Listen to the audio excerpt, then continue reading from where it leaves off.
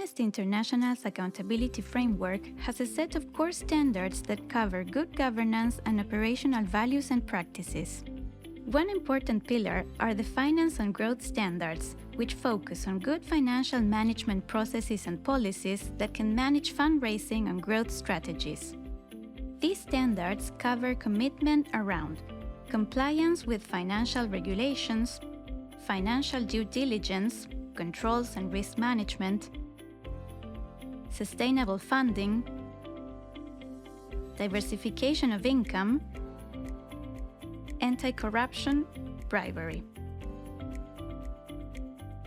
Regardless of whether an Amnesty entity generates all of its own income or it receives funding through Amnesty's resource allocation mechanism, all entities need transparent and good accounting processes so that they can manage their income and expenditure, especially as they grow and evolve.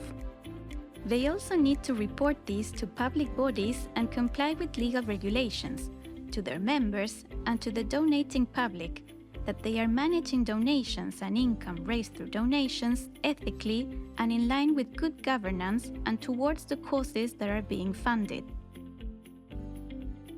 Amnesty has specific criteria of having audited accounts being submitted with budget, income and expenditure statements.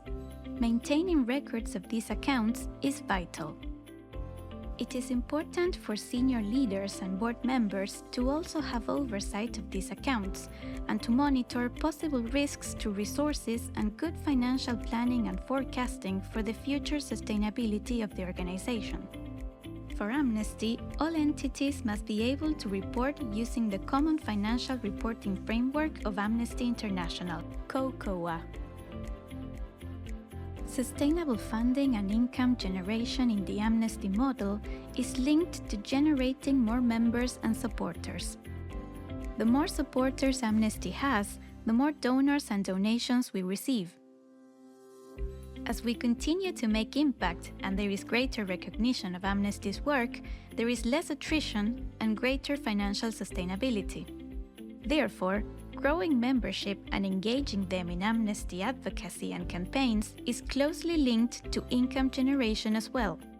This means that growth and fundraising strategies have to include operational planning and technical capacity building to also grow supporters, retain supporters, steps to encourage supporters to becoming members, diversify income streams.